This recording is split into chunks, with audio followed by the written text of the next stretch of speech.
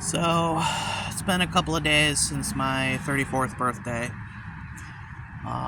And recently there's been a recent event that I guess you could say is worthy enough for me to report on it. I think it happened a day or two ago. Was the recent death of Dianne Feinstein. Now, this was someone who has been pretty much in the news for the last couple of years. One, because of her age, her health, and recently, a couple of years ago at least, she had a spat with AOC. When AOC, when she was just first elected, she was still in activist mode for her Green New Deal crap.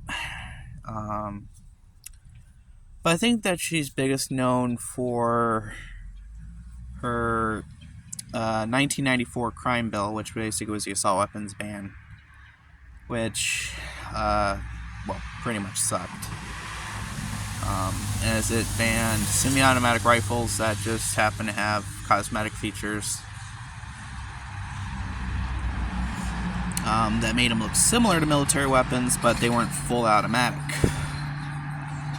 And I think down the road I will make a video explaining, the differences between semi and full auto, and kind of clearing the air about like the ATF $200 tax stamp and code and all that, because a lot of people that I've talked to don't seem to understand that kind of stuff. But going back to Dianne Feinstein, she's been the longest U.S. serving senator, I think, since the 1950s.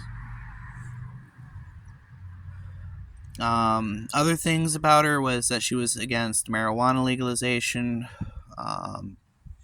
She's been pro-Patriot Act, pro-surveillance state, pro-police state, as well as a war hawk and a warmonger. I guess the main two takeaways that I would take from this is, or at least one takeaway. I thought I had another takeaway, but I think it's just two in one. And that would be of instituting term limits for politicians for two reasons. Number one is so that they don't accrue is that it allows for some new politicians to come along, and older politicians to retire. They've already served their 2 terms and that's it. So that they don't just spend decades in Washington, D.C. getting a huge pension off of taxpayer money. And two, and this went also with Ruth Bader Ginsburg, and a couple more, is having increasingly old and senile politicians in Congress and the White House and stuff. It's not good for the direction of the country, in my opinion, because once you get older, you start becoming inflexible and pretty stubborn, and not to mention health complications and stuff like that. And we're already heading towards being a gerontocracy, which is one of the reasons, for example, why the Soviet Union collapsed.